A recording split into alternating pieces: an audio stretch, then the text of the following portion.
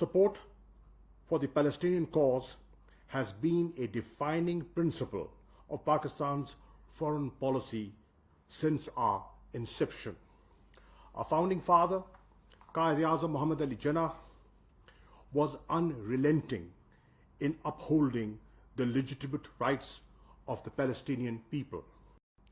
Pakistan is appalled by the sheer magnitude of illegal, disproportionate, and indiscriminate use of force, tyranny, and injustice being perpetrated by the Israeli occupation forces against defenseless Palestinians.